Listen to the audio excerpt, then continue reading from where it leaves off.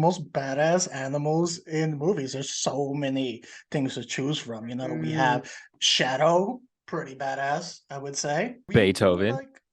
Oh, Daniel, you beat me to it. I was just gonna say that. I first thought of Cujo, and then I was like, nah, go with something a little more Daniel-ish, I guess.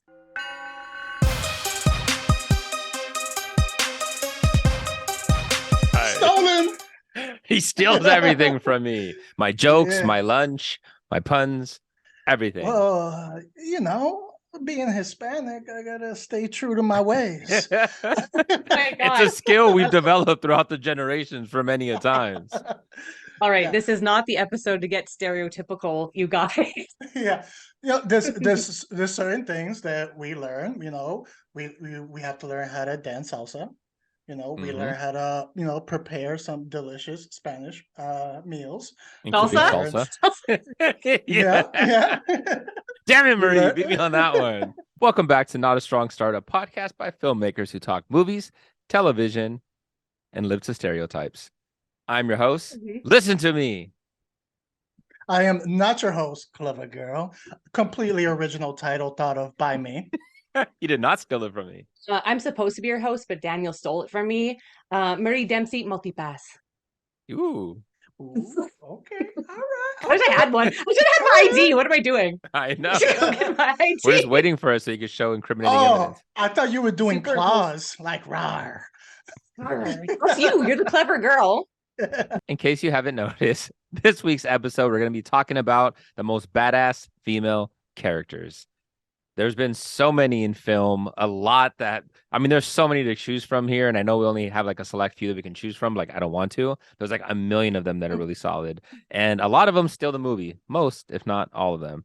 So first, we're going to hit you with a current event. Dan, I know you are a huge Guillermo del Toro fan. Maria, Yes. I believe you like Guillermo, right? She dabbles. Yeah, I haven't seen too much, but I do dabble. I dabble, yeah. He's come out and he said that he only has a few more live action movies that he's going to be working on, and then he's going to be focusing primarily on animated movies going forward after he knocks the first few down.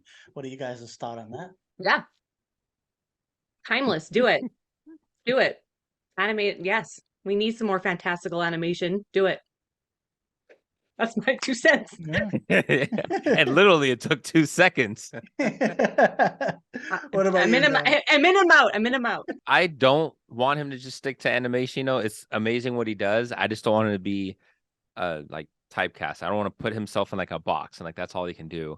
I appreciate a lot of his live action stuff. I want to see more of that. But as we start to see these filmmakers, especially as they start aging, they realize that their catalog is becoming very smaller. So even him saying he's going to do a few more live action stuff, 2, 3, like how many more movies is he really going to release? Animation is something he can do more of. He can have multiple animation projects going at once and kind of supervise and oversee it. So I guess in that regard, we can probably get more content from him. So, all right, I guess talk myself into it. Sure, works for me.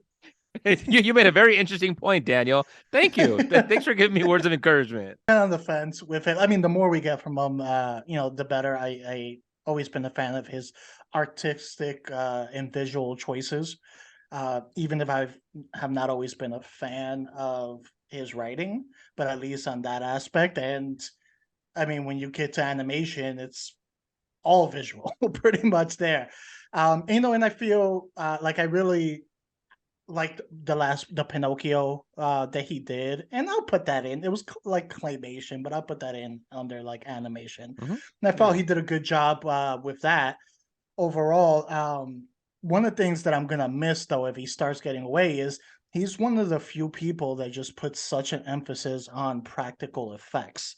He's one of those still standing that pretty much focuses on amazing practical effects. So if he goes to animation, we're losing a big advocate of that, and that's something that we're already seeing a decrease in Hollywood.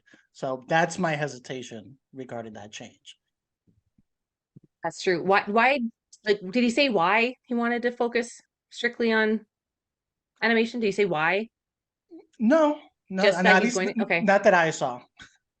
Okay, because I'm just like, if that's what he's passionate about now, then you don't want to do focus on stuff that you're not passionate about and maybe put out stuff that, isn't like up to par with what he normally would do. If he's passionate about animation, then I would stick to what he's passionate about. And he's sort of become a big voice for animation in general. So he's been trying to legitimize it more as like real films that should get nominated and even win Oscars. So I think he's just becoming the face of that and is going to try to pioneer it for the next generation. Mm. And I remember seeing like a little behind the scenes thing with Pinocchio, and he seemed like he was having a blast. Mhm. Talking about it and all the techniques they were using to create it, and you can see in his eyes that like he was loving what he was doing. So it could have been, maybe working on that, just reinvigorated him. Where it's like, hey, I want to do more of this. Yes. Yeah. Yeah. Yes. Moving on to our main Like it. topic. Let's get into it. So, what makes a character badass for you, especially when we talk about females? Marie, we're definitely going to start off with you. Ladies first. Sure. We just figured you had better insight onto the female mind, but yeah, ladies first. I think sometimes when I see like strong female characters in movies, I don't like seeing them being like um too like B-wordy or like too like a leader, but like being like tyrannical. Like I just don't like that type of like power trip. To me, that's not like strength. I like if there's like strength with grace type thing, being gracious and humble and vulnerable and open. I think like that is like a strong female character. And always my favorite, this goes with like every character, but if we're talking about the ladies, and I'll say this, um, they're always like unapologetically themselves. I think that's like the strongest thing anybody can do. And I like seeing women do it in movies. And when they're like not afraid to stand up for what they believe in or for what's right, that's all pillars of strength to me. Some of the things I look at when I see like what we consider a badass female character is leadership, Mhm. overcoming odds in their environment, and like just making you cheer for them to overcome. So not just overcoming, like their story has to be and their behavior has to be a way that you want them to overcome and you're cheering for Mhm. them. Of course, kickassery.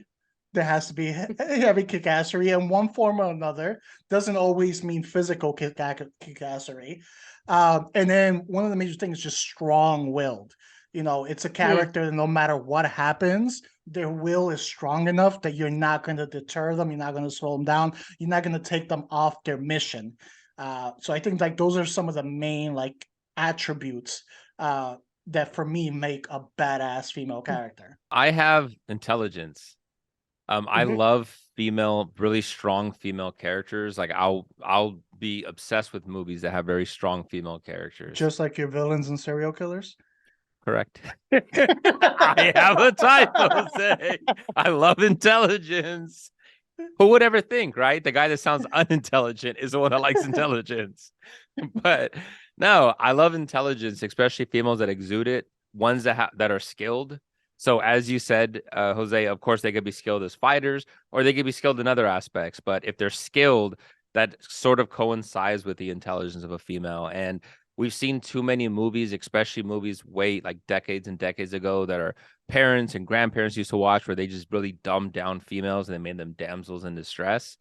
To see a really intelligent female character gives them this sort of badassery where they're able to exist inside this world, especially when they put down or they're above these guys and they're kind of controlling that and outsmarting them. I like that. Another one is great dialogue. You can't really have a badass character in general without great dialogue. So when you give them those nice quippy lines that they have, or like those nice badass moments, it's like, yeah, and they tear into it. Like, I could use examples right now, but I don't want to because some of the characters I'm going to be naming. But there's a lot of cool one-liners or cool things that we often associate with these characters. I go with that, and it's always good to give them a good enemy. If they have a good enemy, someone that seems very comparable, somebody that's very powerful, to see them overcome that, like that's really cool. It's hard to have a badass character when you have very, very weak villains. I think an important part in the movies when it comes to a badass like female character is they need to be written to stand on their own. And we've seen this mistake happen with plenty of movies where the female is portrayed as a badass by weakening the people around them and making the people around them, mostly the men, be like dumb or inefficient or unskillful and all of that aspect. And that's how they choose to propel the female character. But it's like, in how much credit are you giving the female character? That you're basically, as a writer, you're saying that she could not stand on her own if her counterparts were equal. So you're in a way insulting that character. So I feel that's another important aspect, is being able to display everything that we all talked about on their own while still having proficient characters around them. Yeah, we talked about that in our video game episode, Jose, because it seems like now, like even before, I didn't think it was like that, but nowadays that's what it seems to be happening more. So is like, that's why I say I don't like that power trippy tyrannical behavior, because it's like you're just putting other people down to make yourself seem strong, and that's not strength, and that's not what we need to do. Anyone needs to do to be powerful, to like diminish other people. Yeah, it does. And I also like seeing vulnerability. Like I like seeing that. And I know you mentioned before about willpower, Jose, where you want them to be able to always withstand, but I think the willpower comes in watching them overcome that adversity. So I want to see them challenged, just like I do the guys, right? It's always boring when you get a very bland hero that just has like no sense of weaknesses and just no questioning himself, or it gets kind of boring, right? I mean, instead we're just focused on the action that makes them badass. But with the females, my favorite ones are ones where we see a lot of those challenges. They have to overcome the emotional fear of whatever that enemy is. It's great stuff. I love seeing it. It's the challenge, both internal and external opposition. You guys want to get into some of our choices? Let's do it. All right. I'm gonna go this time. I'm gonna go first because I don't want anyone of you guys to steal my choice. Because when Jose proposed best badass female characters, there's one that immediately came to mind, and we all know what it's gonna be. It's gonna be on my list. I know it. Ripley, Attico, Ellen Ripley, and that has to do with my name because if they would have just listened to her, the entire crew, most of them, would have survived. So in the first Alien movie, we had they went to the ship that was calling out and putting, so one of them gets infected, and the crew members broke protocol by allowing him onto the ship. And she kept telling them, don't allow it. You guys are breaking protocol. We're not supposed to do that. We're supposed to leave them outside of the ship. They didn't listen. Of course, Xenomorph popped out, and now we had our movie. But she was right about following protocol. And what was interesting is that was one of the first movies that I can think of that had such a strong female character that was standing up against her captain, that was standing against the men of the ship. And they were relying more on their emotional side that movies typically would have given females of, oh, yes, there's the intelligence that we have, but we're going to ignore that just because we feel bad. Instead, they switched roles, and we had Ripley that was the voice of reason. And she ends up surviving the movie, going off of her wits, of her intelligence skilled. And even when she's massively overpowered by the xenomorph, we saw her intellect that took over, and she was able to use the emotional intelligence to drive her to victory in that movie. So Ripley, badass. Not to mention the dope line that I was going to say in Alien 2, when she's in the robot suit, like, man, she encompasses exactly what that is for badass for me. That's 100% true. She is one that I had on my list, because while we do see her physically showing badass moments, a lot of it is through her intelligence, through her instincts, through her wits.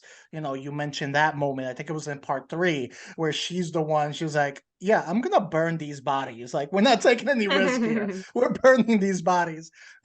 Something as little as common sense. And she was one of the only character that was actually showing it pretty much throughout. So yeah, I 100% agree on Ripley. And she's consistent throughout the franchise too. Like, they never really took that away from her, dumbed her down or anything. How badass is that imagery in the mech? She's I know. right there in the mech, like, let's go, bitch. Yeah, get your hands off her, you bitch. And I was like, yeah. And I love how they explore like the motherhood of her, you know what I mean, in Aliens, where she she felt for that character Newt and was taking care of her, and you saw the motherly instinct. So it didn't. So even though the first one made her seem more emotionless in terms of let that guy be, who cares, when you follow protocol, part 2 kind of flipped that a little bit, and we saw the emotional side of her. And one thing that they cut out in the storyline was that, you know, they mentioned that she has a daughter, and in Aliens, in one of the deleted scenes, we find out that the daughter died, but they cut that out of the movie, which then, but that has a huge emotional appeal. So that way, when she has a connection to Newt, you see that. So sort of like replacing the daughter that she lost. Wish they kept it in there.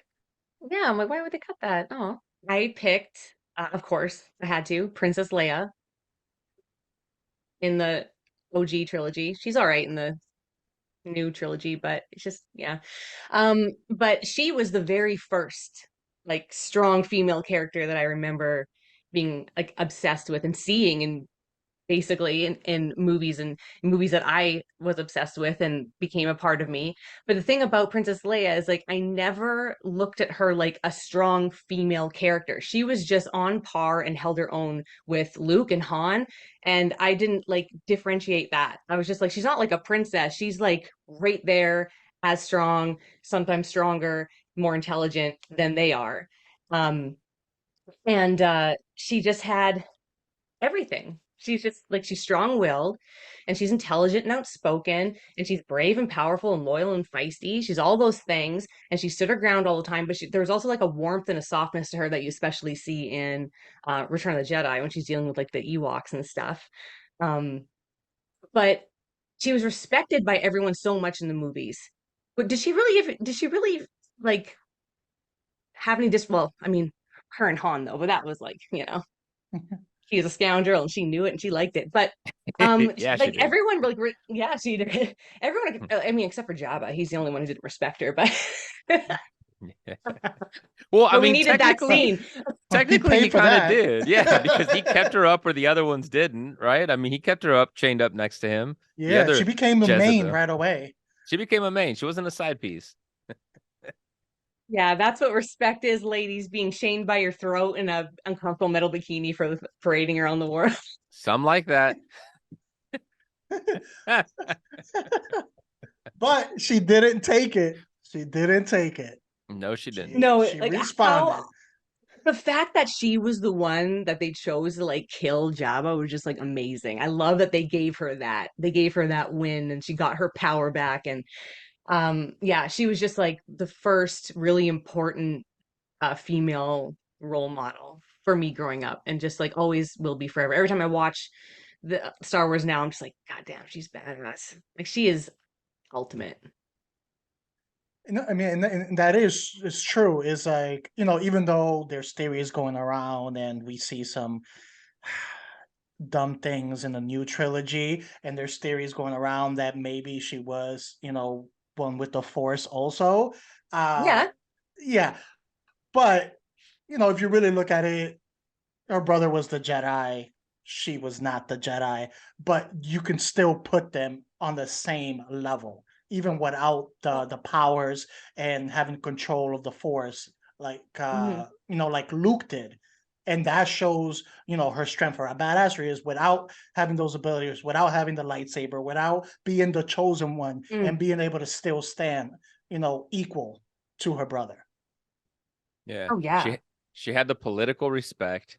She had Mhm. she still had enough scoundrelness to compete with Han on that level. She was strong. She had the better tactical plans. She was even like you said, she was even she was much stronger than even Luke was, Mhm. in the At sense of first, like yep. like the character strength, at least for what she had. She had a stronger willpower about it. She had bigger Mhm. hatred towards the Empire and was fighting to take them down. I mean, that takes a lot of heroes and guts for that. I absolutely loved Leia, so that's a very good choice. All right, I'm gonna go with one that I thought Dan was gonna pick, and it's probably still on his list here. Probably number But 2. Probably I'm on gonna all go of our with lists.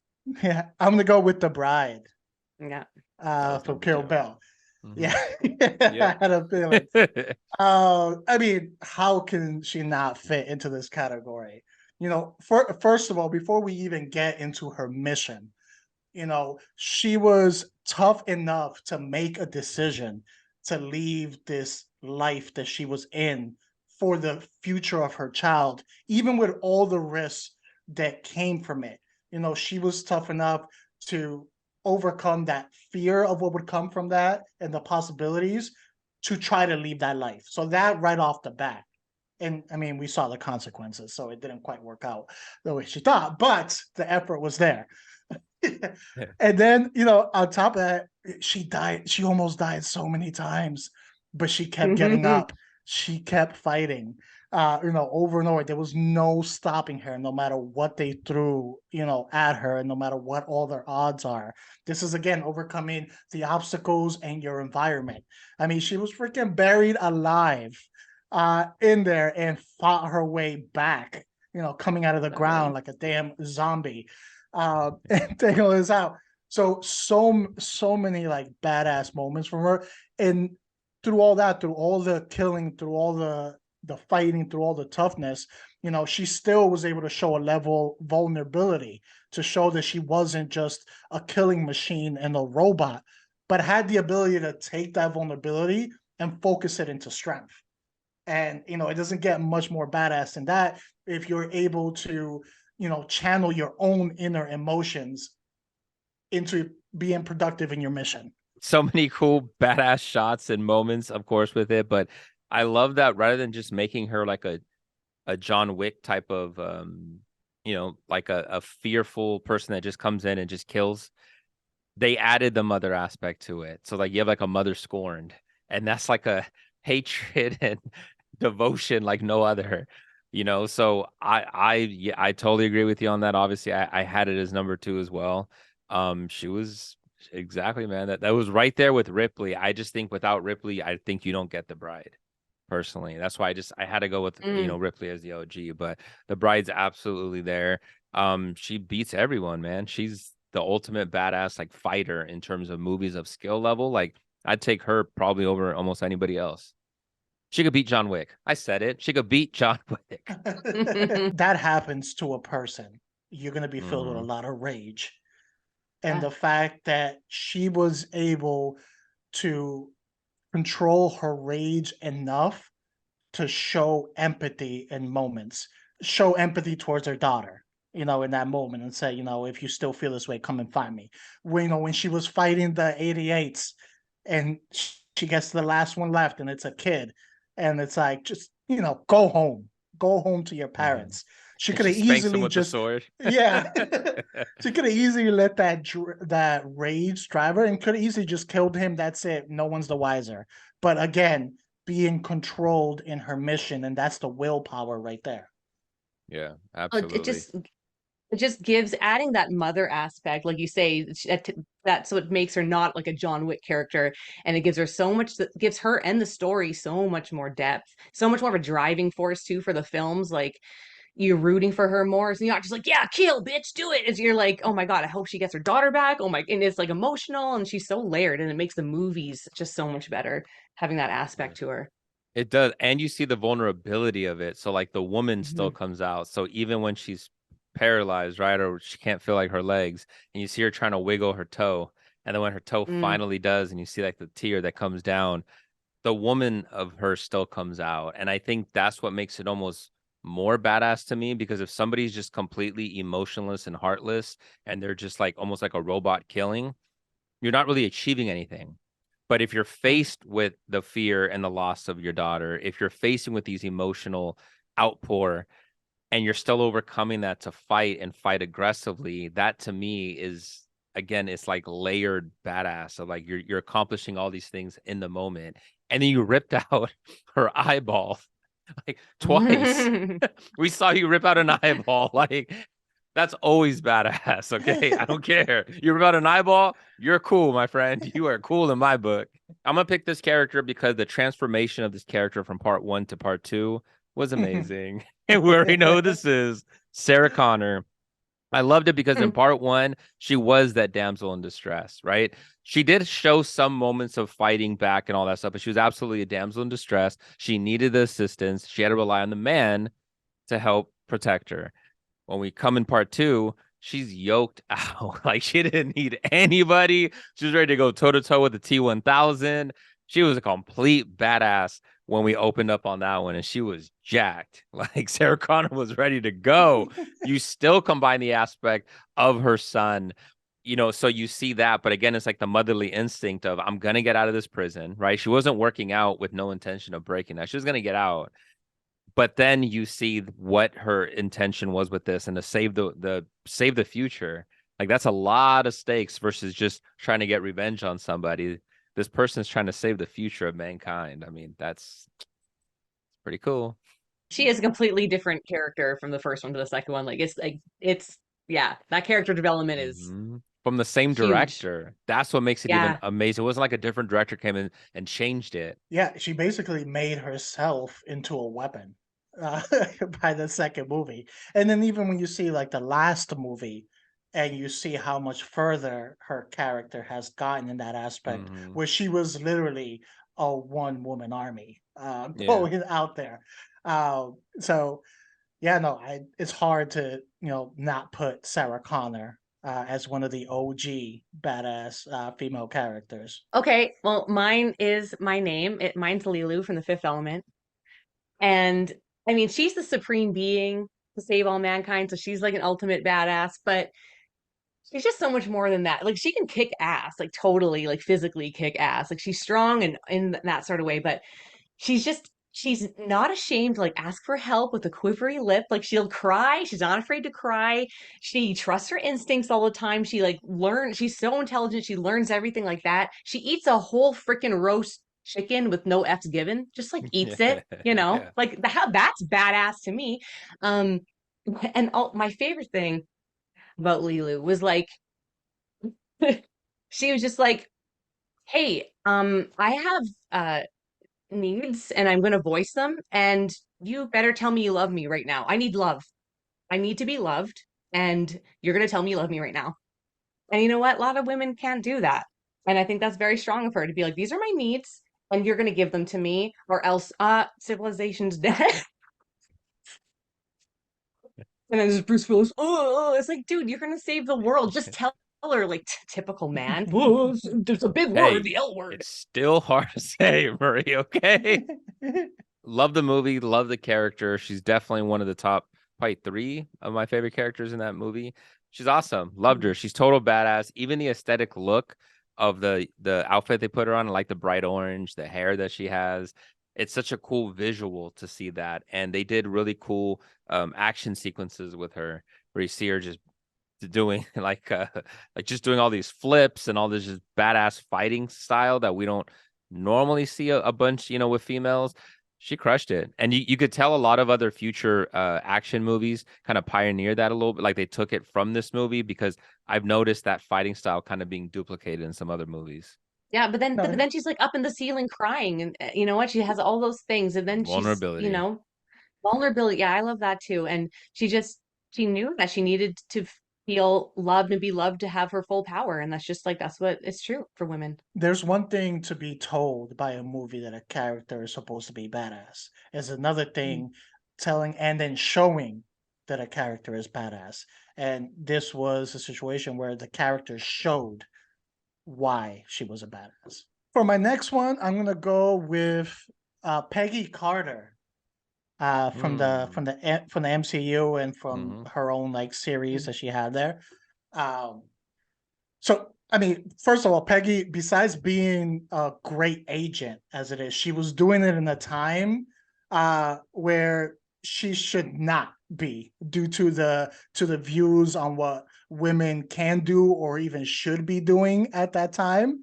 And not only was she doing it on par with her counterparts, she was constantly outdoing her counterparts and stuff. She was smart, she was strategic, she could physically handle herself overall. And even after Captain America was gone and out of the way, she ended up going on to do big things and actually, being one of the prominent, members of the organization overall. And again, here time frame plays a big part again because it's in a time frame where women were held down a lot more than they even are now, and she was able to break through that barrier. When we see her fully suited and everything, it looks cool. It was really cool to see. It was refreshing. I like when they have a character like this in a superhero world because it only elevates them and what they're able to do that much more. If that makes sense, because you're seeing the superheroes that should be able to do this stuff. When you have like a regular character being able to perform these kind of acts of feat, it's awesome. And you had here with Peggy is, they had her as the counterpart to Captain America in this, but they stood together. Captain America wasn't made stupid or weak to propel her going forward. She stood on her own, and she was never the damsel in distress. She was always she can save herself, doesn't need anyone to save her, and she was saving other people. I'm gonna go with Furiosa from Mad Max Fury Road. She's awesome. She's obviously getting a spin-off. Charlize Theron did such an awesome job with it.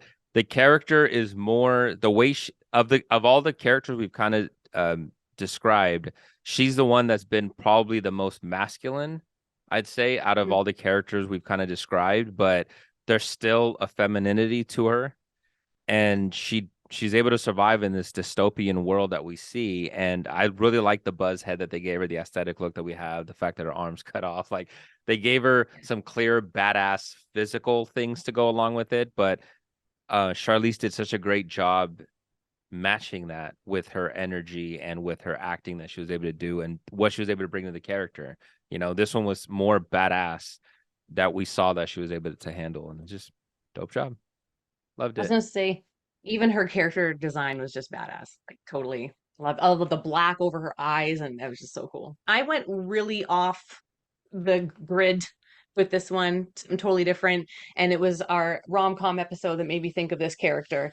And out of the box, I picked Sam from Garden State, Natalie Portman's character.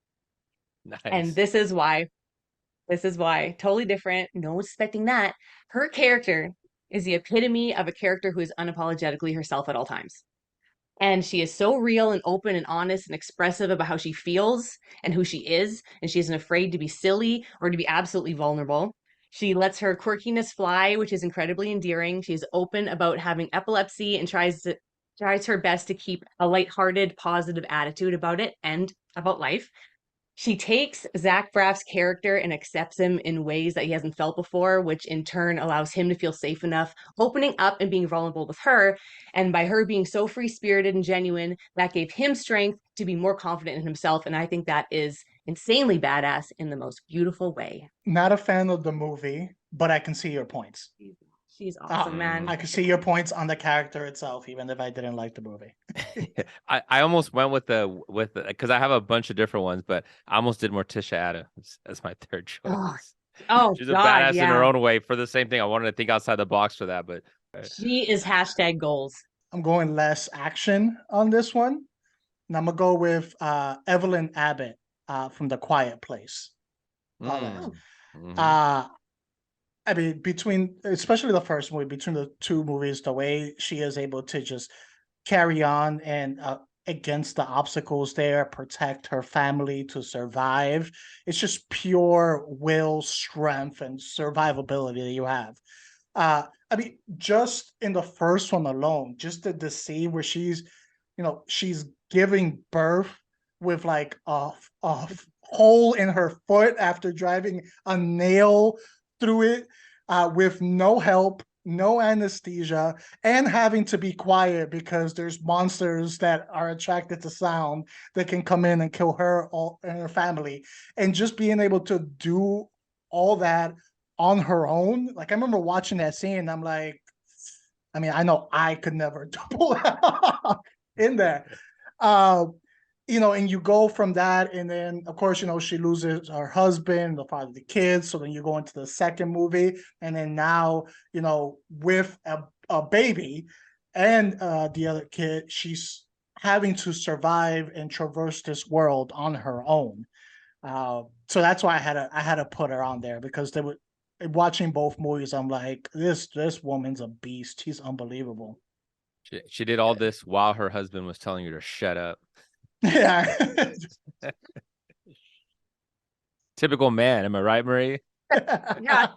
Let me speak. She absolutely carried that movie. The sequel was cool, but Emily Blunt, man, she's such a great actress, and she Mhm. plays those characters very well. Like The Edge of Tomorrow, she does such a good job with, and yep, she brings that, but she's still very, very vulnerable, and you see that comes out with her character. You see the emotional vulnerability, and hey, we all keep mentioning the same type of characters that are showing the same thing. Like, we love seeing this, so I get it. Now, let's get into what are some of females that were hyped to be badasses and they just didn't deliver. Why? I'm going with Rey from the new Star Wars trilogy, Force Awakens, and all those. And I don't think it's Daisy Ridley's fault. I think she was Mhm. written poorly.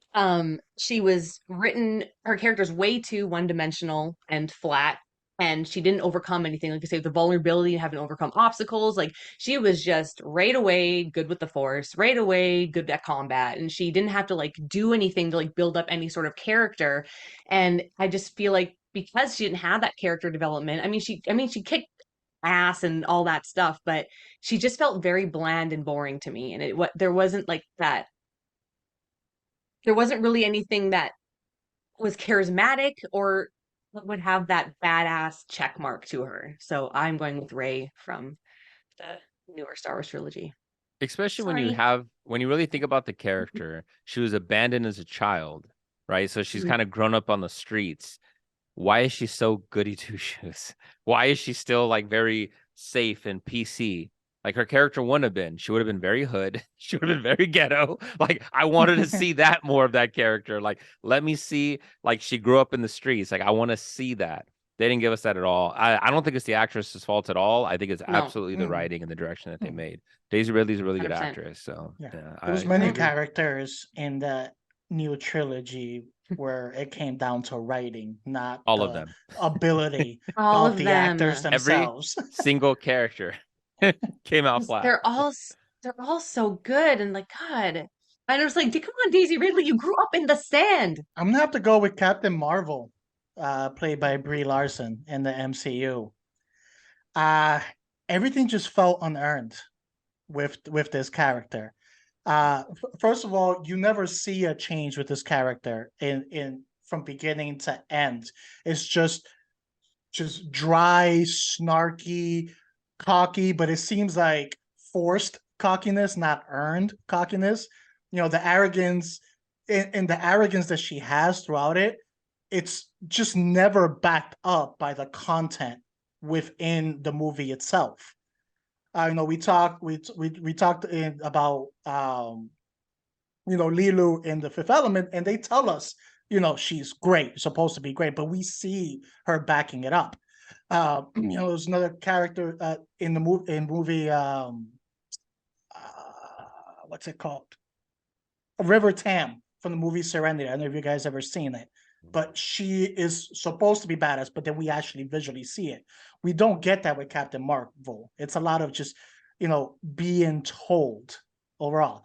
We have characters like Thor and Iron Man that were also cocky Mhm. overall, but we saw them pay for their cockiness. They got brought down notches, and they had Yeah. to build their way, back up. We never got that with Captain Marvel. She pretty much from the beginning, no weakness, no vulnerability. She just felt like a machine. And this is badass female characters, not badass robot characters. So Yeah. that's why she's on there. Yeah, man, she was definitely lacking the vulnerability, so we never really saw her emotionally struggle with much. It was just like you said, it was kind of given to her. Maybe she struggles in the sense of obtaining the right power to win or whatever it is, during training, but that was it. She played a very monotone, just performance. Like it was just very boring to me. It felt very flat and very boring. I went with Catwoman, Which one? Yeah. Batman Returns. No, I'm kidding. Holly Well, I Berry mean, Catwoman. I'm We're kidding. just That's another about to badass. get That's another badass, so She's on my shout out list. to that Yep. one. But Holly Berry's Catwoman, all they did was just sexualize her, and that was it. And to me, sexualized character, that's what annoys me so much when they try to give us a badass character and it's just overly sexualized. That's not badass to me. At this point, it's something else. They did that a little bit with Angelina Jolie's version of Lara Croft. Maybe not a little bit. They did it a lot. She wasn't badass either. She didn't really represent what the video game was. And that's why when they did the new Lara Croft movie, I liked that version better. But sticking back with Halle Berry's Catwoman, the movie was cheesy. It was terrible. I won't get into it. Her character was just so blasé and just nonchalant about the powers that she was given and the villains that she had to defeat. I got nothing out of that character. What's on the queue? What do you want to recommend to our audience with strong, badass female characters? Go. That's proof. 100% whole ensemble, most badass, kick-ass freaking chicks. Yeah. That's okay, whatever. It's my worst Tarantino movie, in my opinion. Yeah. I love it. I love it for that reason, though. They just kick so much ass. It's still not all a of them. bad movie, and like I do like watching it for the females and like the cool, especially the stunt actress that's in it. You know, and you see her fighting on the hood like that. There's some really cool stuff there. So yeah, I'm just kidding. Melissa Daniel is good. I said it was good. The fight scenes and all that. Yeah, it is worth watching. All right. It's good, Marie. No. It's good. I know. All right. All right. I'm gonna go with Logan for X-23, who was a little badass in there. Yeah, good. Very, very good choice, man. Damn, I didn't think of her for this list. What I'm gonna go with is I'm gonna go with another Tarantino movie. Let's go Jackie Brown.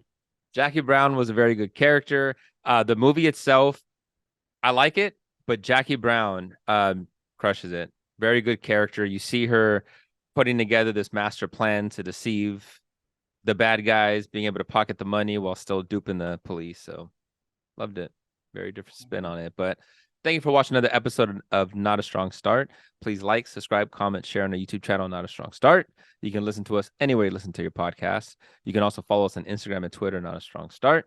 I'm your host. Listen to me. You can follow me at King_Sangre. And I'm actually surprised I remember how to do all this after so many weeks of not doing this.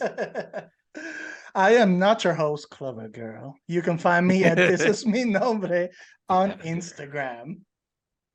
And I am your resident badass female character for this episode, Marie Dempsey Multipass, and you can follow me at Marie Plays It All on Instagram. I'm surprised no one said Miss Doubtfire. I was gonna say, was dude, the T-Rex from Jurassic Park. Hello. Oh.